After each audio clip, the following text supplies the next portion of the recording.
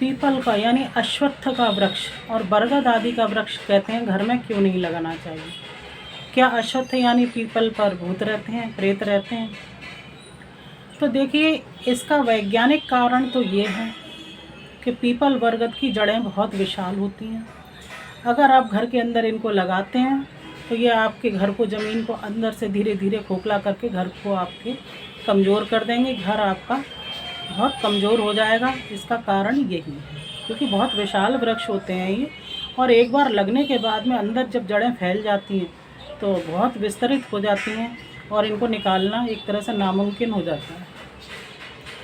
अच्छा, धार्मिक कारण ये है कि आप पीपल बरगद आदि देव वृक्ष हैं, देवदार भी, इनको आप लगाते हैं तो आपको स्वच्छता, सफाई आदि का ध्यान रखना होता है क्योंकि इन देवताओं पे माता महालक्ष्मी, भगवान श्री कृष्ण, शनिदेव और त्रिदेव आदि का निवास रहता है।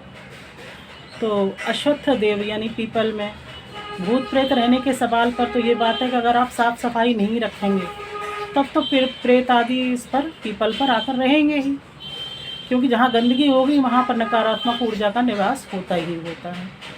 लेकिन अगर आप उसके आसपास सफाई रख रहे हैं, किसी देवता की प्रतिमा रख करके दीपक आदि जला रहे हैं, वहाँ झूठा नहीं कर रहे, झूठी चीज़ नहीं फेंक रहे, गंदगी नहीं कर रहे, उसके आसपास साफ सफाई रख रहे हैं, तो वहाँ किसी भी नकारात्मक ऊर्जा का निवास नहीं हो सकता। वैसे भी पीपल यानी अश्वत्थ पर किसी भी साधारण प्रेत का निवास नहीं होता, ये बाकी पेड़ों पर रहते हैं। अश्वत्थ यानी पीपल पर ब्रह्म राक्षस का ही निवास होता है। ब्रह्म राक्षस यानी ब्राह्मण का वो प्रेत जिसने सब कुछ जानते हुए, ज्ञानी होते हुए भी ऐसे कार्य किए जो शास्त्र विरुद्ध थे, वो व्यक्ति बाद में जाकर के ब्रह्म राक्षस बनता है और अश्वत्थ के वृक्ष पर निवास करता है।